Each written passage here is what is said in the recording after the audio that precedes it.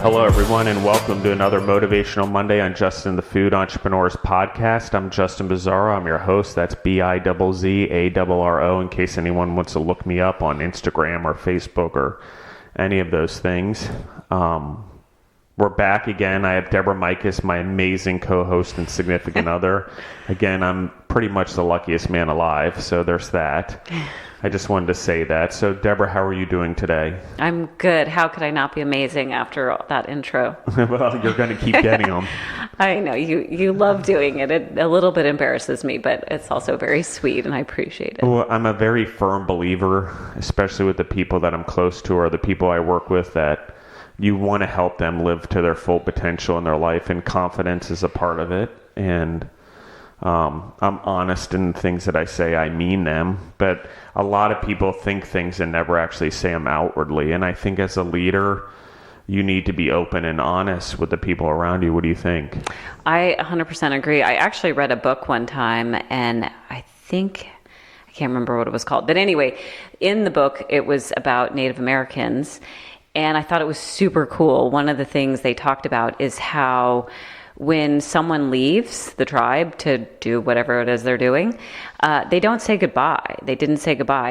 And the reason they didn't say goodbye is because every time they left any conversation, they had already said everything. So there was no purpose to circle back around and say goodbye. And I was like, that's a pretty cool way to live, right? Where everyone really knows how you feel about them, and you don't ever have to worry about some tragic something happening because you didn't have that moment with someone, because the last one you had with them was the moment. So that's cool. No, and I agree with that. And that really brings me to something that I firmly believe in to my core, is leading with love. And we talk about it a lot, you and I, and in our lives, and with Deborah's daughters, and with our families, and with the people we work with, is how do we lead with love? I mean, so you've touched upon it, and I will talk about it, but I want to give it over to you first because you started the conversation. I mean, what really is it for you? Leadership, number one, but leadership through love. I mean, for me, I can only speak from my perspective, but I would say for me, I mean, truly, I'm not a mean person. There's not really any bad thoughts that go through my head. That's not how I'm wired. And so leading through love for me is more just about being really authentic. It's about, a lot of times you can have an opinion about something and your delivery is everything. My sister-in-law one time said, you can say anything. Really, you can say anything to anyone. It's all 100% in how you deliver the message. And I think that's so true, right? Like, you can give someone some hard news or some tough advice or whatever, but if it's done with love, it's okay. It doesn't hurt feelings. It doesn't drive wedges. It doesn't disintegrate what you're trying to build. It doesn't whatever. So I think that's really what leading through love is about. It's not about not being genuine. It's 100% about genuine and whatnot, but doing it really with like a caring part. It's kind of seeing 360 on things too. It's not just, hey, this is my opinion, but also maybe understanding how that person might receive that news, or how that might make them feel, or that they maybe need help once you tell them what you need to tell them, offering that up, whatever it is, like really kind of coming around at a 360, not just blowing your information at them and leaving them to deal with it, Well, and I think that's exactly it. I think we've come up in a world, or in a society, particularly in the United States, is that leadership needed to be hard. Right. That needed to be emotionless, that it needed to be driven and inspiration-based. But I think there is leading through actions for sure, and leading by example 100%. But I think that that's misconstrued in that it's all, if you lead with your heart in all of those things and you care about the people around you first. I mean, we've come into a world where it's like, take care of yourself first before you can take care of someone else. I agree with that on a mental stability standpoint, but from a leadership standpoint, I think if you're leading people, you have to be the first to put yourself in danger to protect them, and then they will follow. I think that's something we talked about on the last podcast as the military. But in that danger, I'm not talking only war, bullets being shot at your head. I'm talking about emotional danger, which is vulnerability. Right.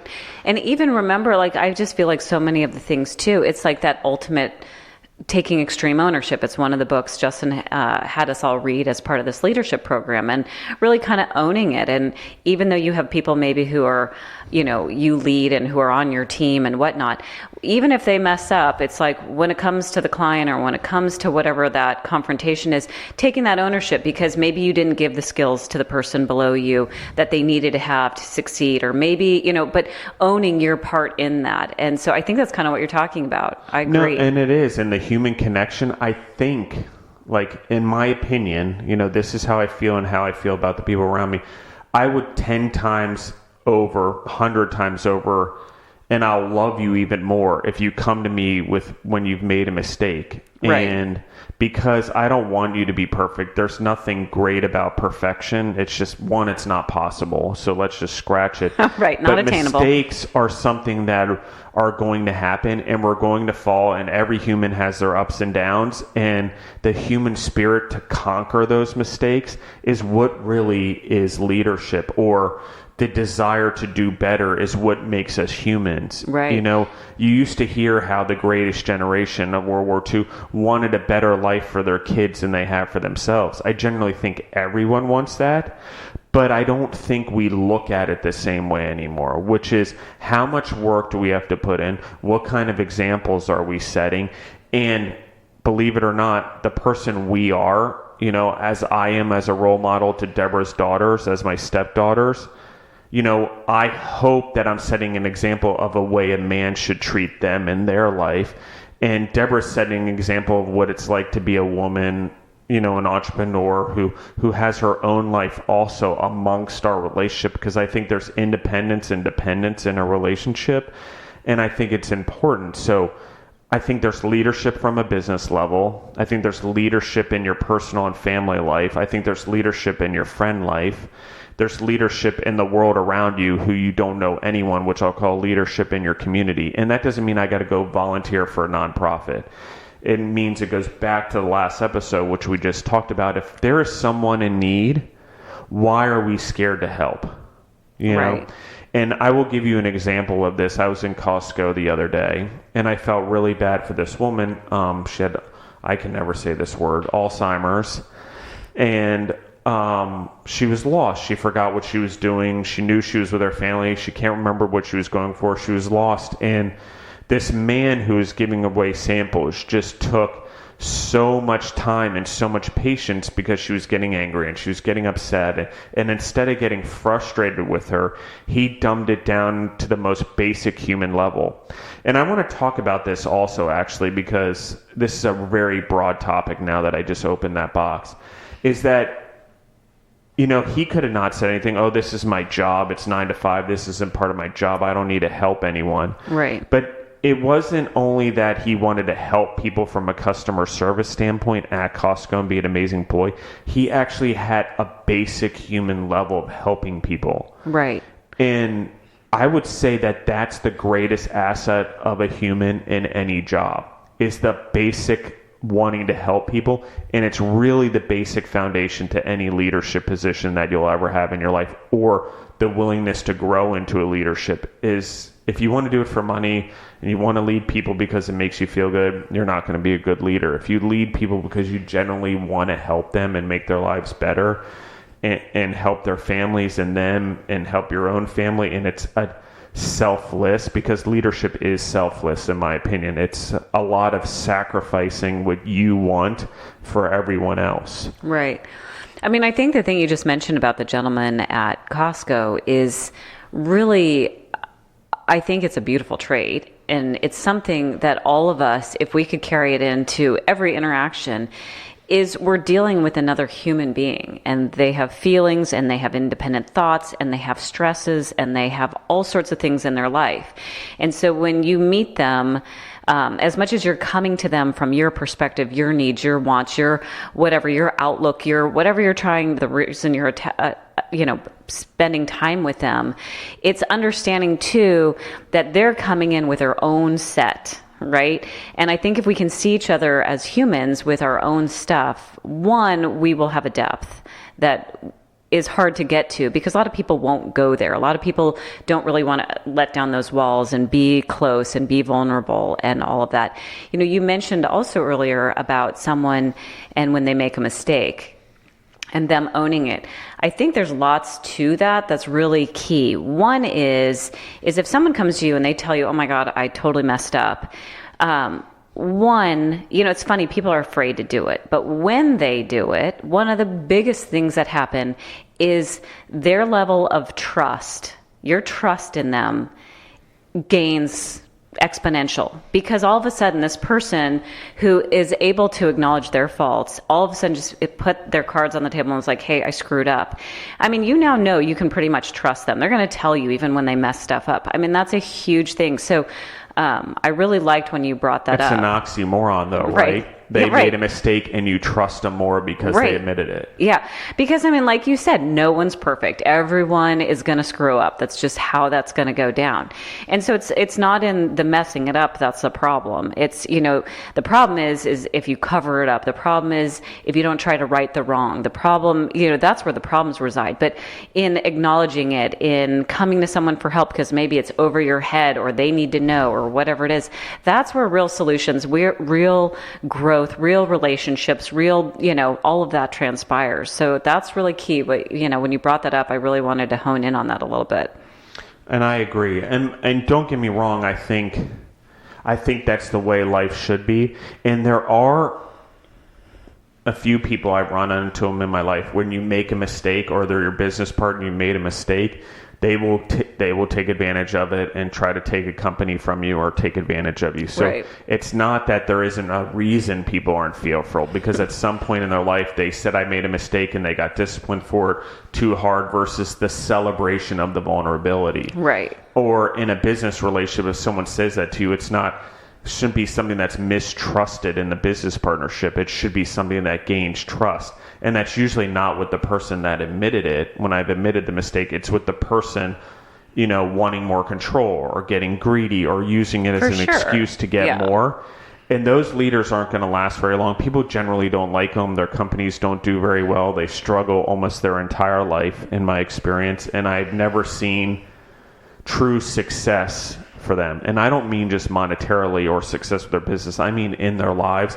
And most importantly, I mean respect from the people that they lead and make a difference in their lives. If they go about it in such a selfish way, it doesn't really go anywhere. You know, I think this is a really interesting topic too, because, you know, one of the things we've been talking a lot about in terms of leadership and whatnot is surrounding yourself with the right people, right? Like people who can kind of push you to be the best you, people who have similar, you know, ethical, moral, goals in life that they want to attain or that they maybe already have, people who drive you to be the best you. And I think that's kind of what we're talking about here, whether you're in a workplace or out in the world or with your family, whatnot, right? Like you want to surround yourself with people who are going to help you achieve your goals or who maybe are an aspiration to you that you're like, look at what they're doing. And it makes you know that if someone's doing it, you too can do it. And I think that speaks a lot to it. And we have leaders in life that sometimes we have to work for them or whatnot.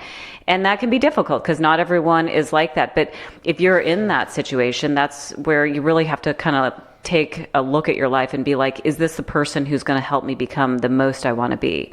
And if they're not that person, you really want to surround yourself with that type of person who's like you, who's going to help you get where you want to go in life. And we talk about it on some of the other Motivational Mondays, which is really a mistake is an AFGO. It's another fucking growing opportunity. Right. And if you look at it that way, and the F words in there because they happen a lot. You know, it's not something that needs to be in there. It could be just another growing opportunity, but that would just be a go.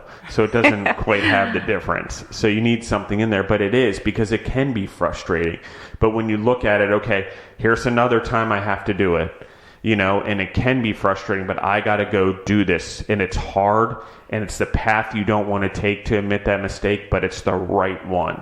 Right. And so the effing is because I have to do it. It's going to suck, but I got to go frickin' do this. Right. And talking too about the surrounding yourself with the right people and whatnot, it's contagious, right? It sets kind of a tone. And the hard part about having people in your circle, in your whatever, who maybe have a negative or who can be aggressive or who tear things down versus building them up, is it's pervasive. It like penetrates through the whole system that you're involved in. And it's very, very destructive. But I mean, just in the last day, yesterday, Justin and I were at Chick-fil-A and at Starbucks.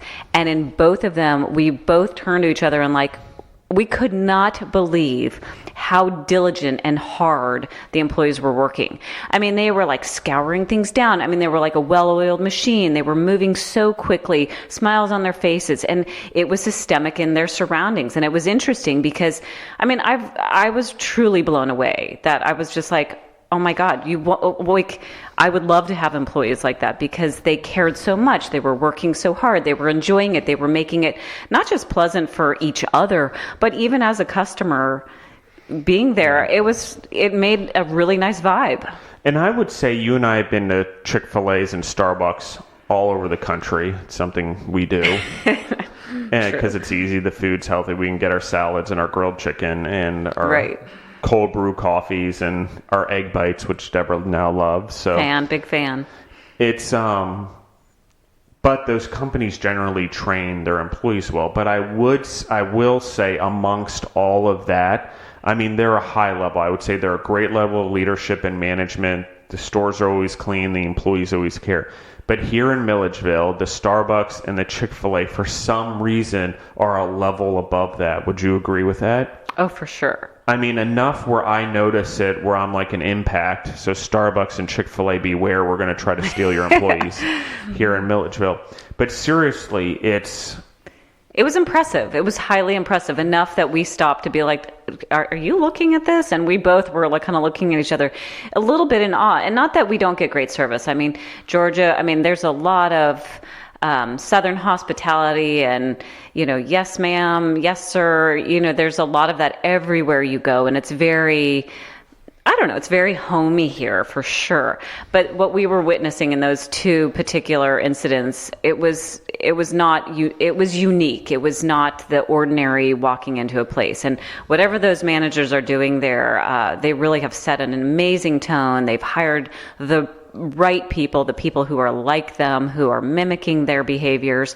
And that the guy at the top is also probably that can-do kind of guy. And anyway, I was blown away. I don't know what more to say. I'm blown away too. I agree with you. You keep going because a little bit brings me. I was going to take this podcast in a different direction. We'll have to record again another one, but not right this second. But at some point, because I was going to go in the whole leadership battalion thing that we do, the Centurion Leadership Battalion. But I'm not. We haven't gone there because I want to really ask you, based on what you just said, is if you had to be led, what would you want in a leader?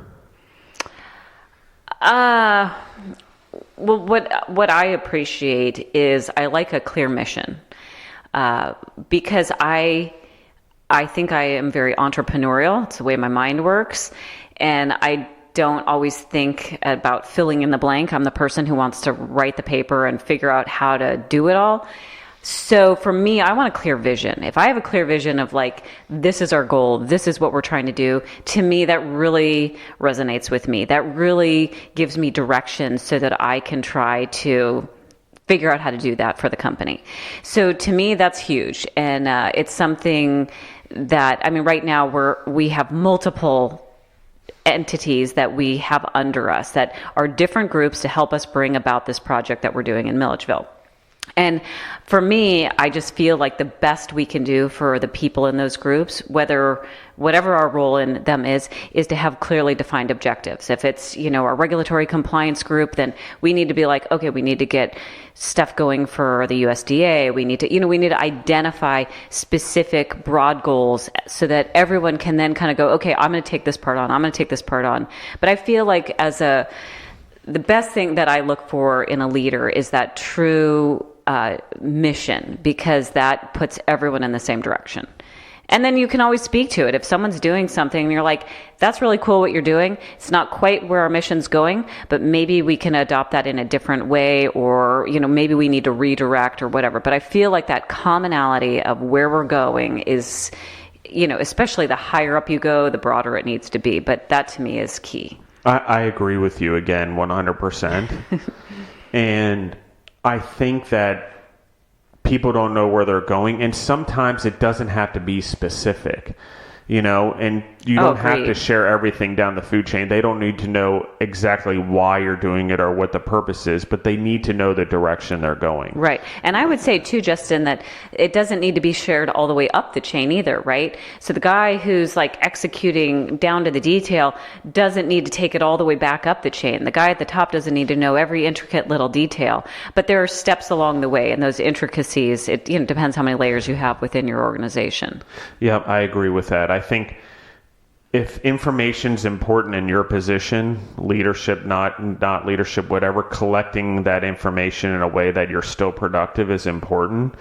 And then that way you're giving a standard so you can rise up. We talk about moving up the ladder, that you can rise up into a new position, but set a standard and a system for the next leader to come in so they can get started in the leadership of that position even better. Because I do think information's important, and not all information has to be shared across the entire company or up and down the leadership chain. But I do think it's important that people get things up and down and information's passed along so decisions can be made, because we don't always know why the person's making the decision below us or why the person's making the decision above us. But it's our duty to give information in both directions so they can make the decision with as much information as possible, because each one of us play an important part. Oh, for sure. And I think with that, another attribute would be to empower people.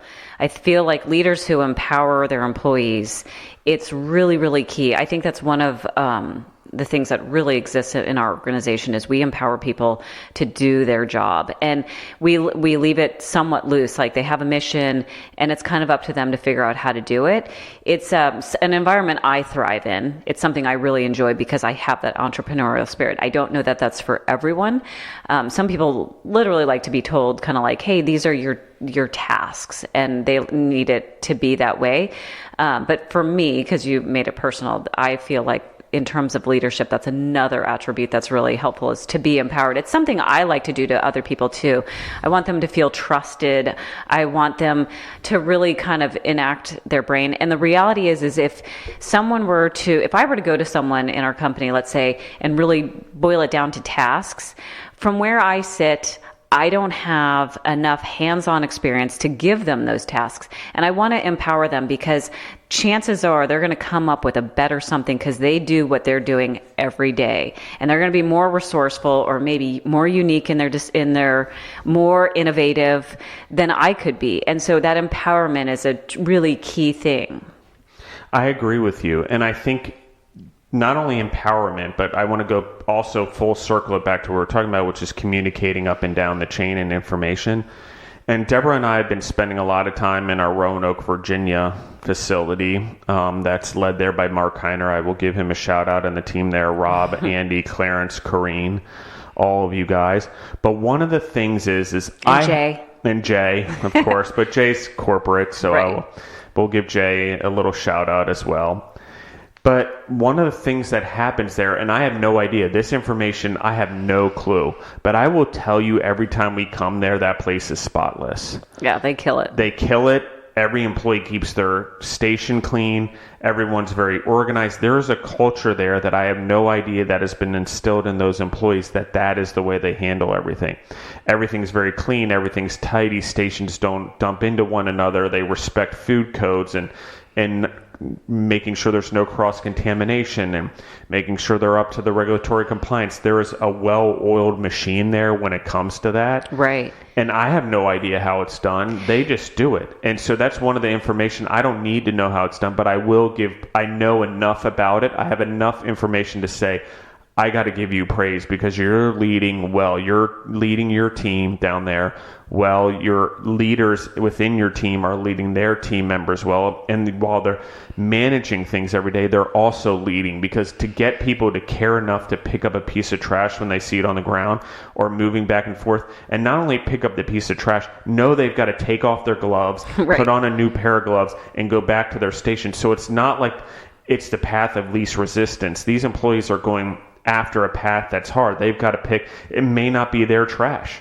but they're taking responsibility from it, taking responsibility with it, right, and taking ownership of it. Right. And I think one of the other things they're doing incredibly well too is they really identify what every morning they meet up with their staff, and they outline, they get them going on what their day is, and everyone really knows exactly what it is they need to get accomplished in that day.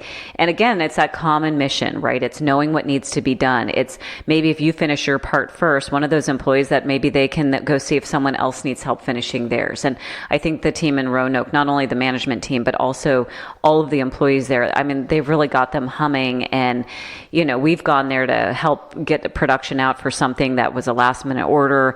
And they all were able to shuffle and do each other's jobs. And it was impressive for sure. They're doing a great job for sure. Yeah, and I think that's part of it. And this is not tuning our own horn, but I think as leaders, we have to be willing to go into the trenches also. And we talked about leading from the front. And sometimes that means going in and being a part of what they're doing when you have to. And it's something that I think we need to do more of as an organization, as managers. We actually need to take the time and go into production every once in a while and be side by side with those employees, because it gives you respect for them. It helps you understand. It forms a bond with them. Right. But it also is, you get to see them day in and day out. And when life is all about profit and efficiency and corporations, you're actually like, hey, there's the profit and efficiencies are in, how about it's in how we develop us as human beings? How about it's about having an open heart instead of an open door? How about it's, you know, I got to be careful because we live in this world where everyone's so sensitive about things, but I truly believe in giving hugs. It's important. Right. I think we need to love and care for the people around us. And you know, it gets a little awkward sometimes because it's not something we're used to. We don't show love openly as we should towards the people around us and let them know they're appreciated and loved. And that's my honest truth. You know, there wouldn't be food on our table or a roof over our head or money for the kids and Deborah's stepdaughters and for us to provide for them or get Zoe a car if we didn't have all those employees and people in our life dedicating themselves every day to come into work and do that. And it's one of the things that I think is so important is that they don't realize the impact they have. Why? Because no one tells them how important they are. Well, you're good. You go in, you have meetings with them, and I think that definitely helps. And, you know, one of the things I have to say is one of my takeaways when we've gone in and worked on the kitchen floor is I really like getting to go in there and let them lead us, you know, because I think, one, it makes it so we're approachable, because when we travel in and out, we're not just a face that's there every day. So I think it makes us approachable. It also, you know, it gives us an opportunity to let them be the star of the show, because really they are. Like, you're sitting here saying that so much of the work that they're doing is what makes the whole thing go round, right? Like, they're all the cogs in the wheel, making it all go together. And I think it's really great when we get to go in there and we get to let them lead us. And whether it's through finding a new process or whether it's them directing us on how to recalibrate the scale or whatever it is, you know, it's their turf and they get to be the leader. And, you know, I'm always happy to go and, you know, jump in and be their employee for the day and let them show me the ropes. Well, and I think it's important what you just said. You can't lead unless you're willing to be led. Right. And at some point, we talk about empowering people. You need to empower these people to lead, even you, because I don't know everything about production. I know very little. They know way more than us. They know way more than us. They do it every day. So for me to go in there and try to tell them how to do their job, that would be the stupidest thing I could do, because I don't know. I don't know anything about it. All I can do is lead And then when it's time to be led, let them lead us. And maybe something comes out of it, or we make a suggestion or whatever, being in a leadership position. But letting them experience leadership and start to lead also starts them knowing that they can trust to pass on information up the chain. Right. Because a lot of people we talk about mistakes, they're afraid what's going to happen to them. They're afraid to admit it. They're afraid to say, I got something going on at home. I can't make it into work. It's just a call in sick. Like, we've created this whole thing where that's a bad thing. And I think people should work. And the bad thing is actually by the people who take advantage of it, not the people that actually deserve it. So when someone ruins something, it often ruins it for the people that are doing it the correct way. Right. But I think if you lead and we encourage them to have that relationship, be honest with their leadership, let them lead us. It encourages that open heart. It encourages communication all the way around. And, it communicates a bond. I mean, the relationship starts to open up. I think the other day in the kitchen, we were talking about Seinfeld with the employees. I mean, you start to get to know each other because the walls of vulnerability are now down. You're trusted both ways. Well, and it's been interesting too, the more that we have been participating at that level, just the ideas that are coming out of the kitchen, the ingenuity that's coming out, and whether it's how to, adapt the kettle to work a certain way, or whether it's different ideas in terms of actual products to produce, or, there's been a lot of resourcefulness that has kind of bubbling to the surface. And I really think a lot of that has to do with this new program that we're doing, this leadership program. And I think people are really kind of getting into it. It's letting them know that, like, this is safe. We're all in it together. It's giving us common language. There's been a lot of really positives coming from it. So that's kudos to you, Justin. You started that. Thank you. But I want everyone to grow. And I can't grow if the people around me don't grow. So there's selfishness within the selflessness. Right.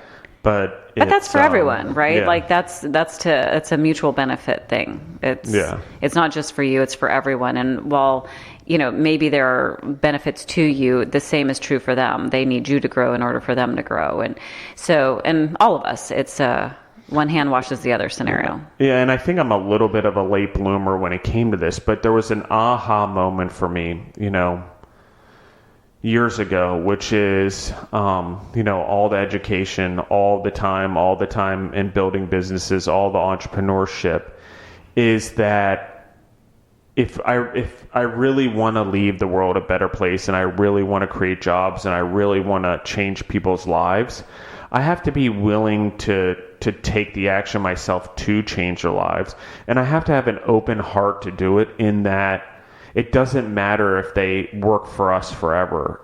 If they take the skills that they gain and their willingness to give and lead and go do something else, they're going to make a difference in other people's lives. Oh, for sure. And it starts and I don't think it needs to be a worldwide goal. I don't need to be recognized around the world. I don't need to be recognized, period. All I need to do is make a difference in one person at a time.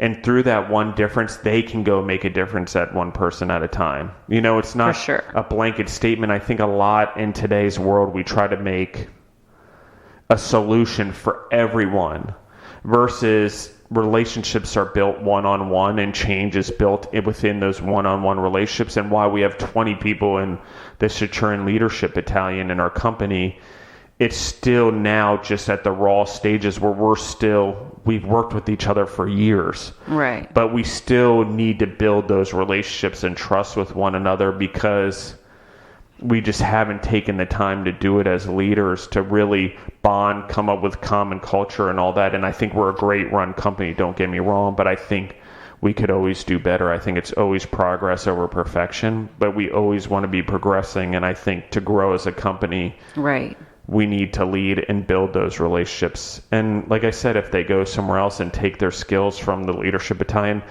that's great. Makes a huge difference for me. Well, right. Employment's a two-way street. And, we've talked about this on previous episodes. And one of the gentlemen that you interviewed one time, he was talking about when he's in the hiring process, he asks people, or even once they've been employed, like, what do you want to learn here? He understands that they might not work there forever. Chances are they won't.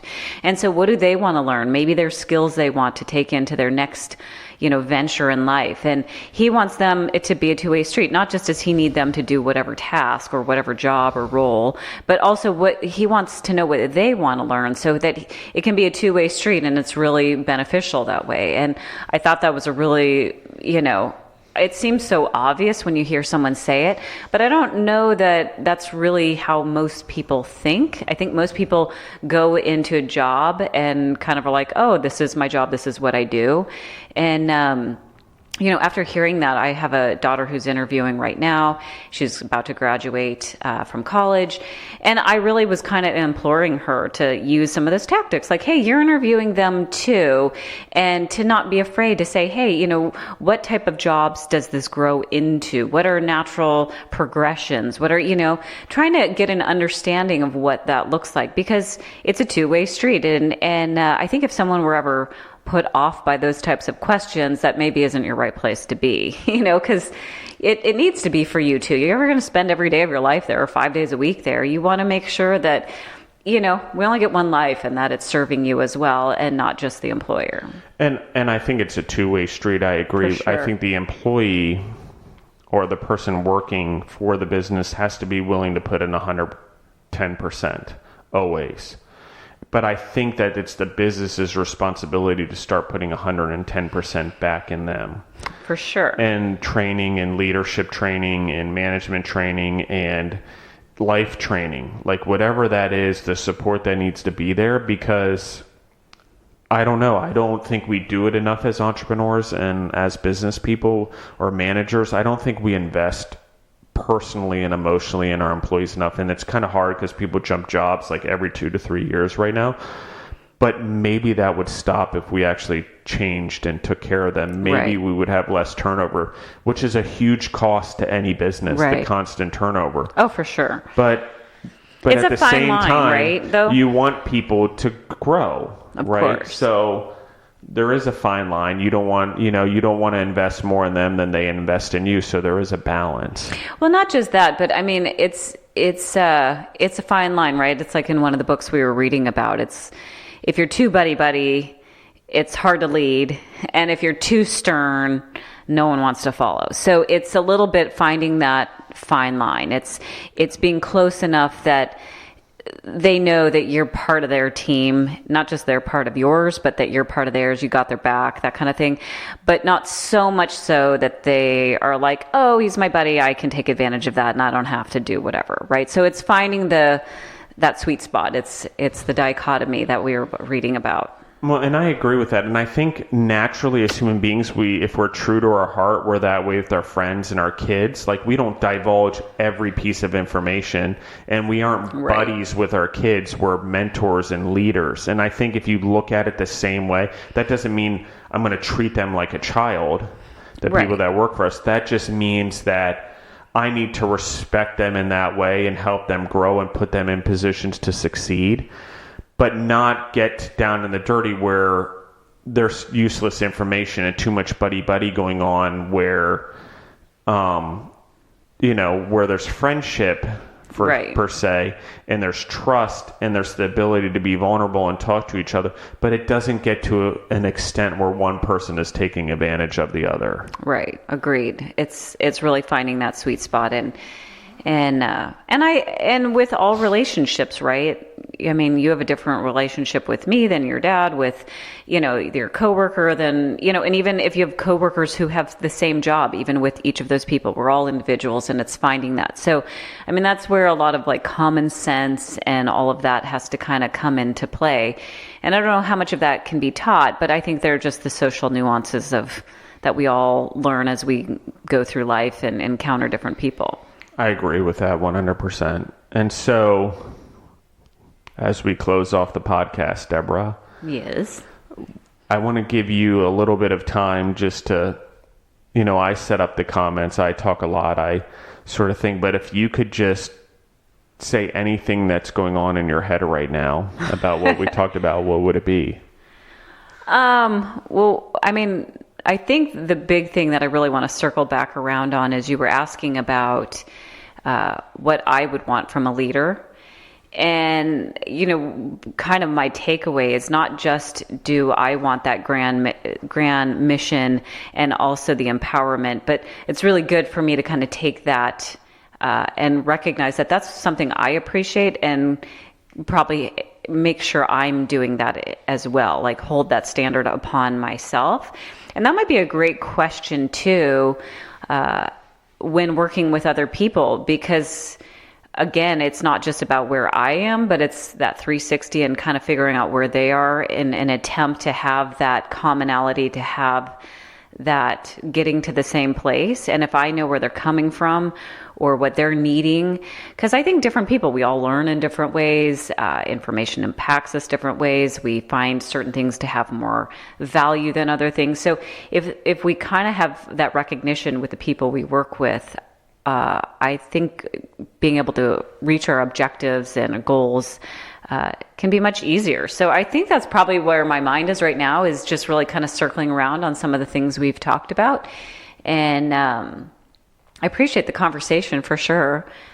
Well, and I think I was going to cut it off, but I want to touch on one thing you said, which I think is so important. And it's something I've come to realize over the last year, really. And I've always kind of instinctively knew it, but I didn't put a term to it or understand how to actually look at it.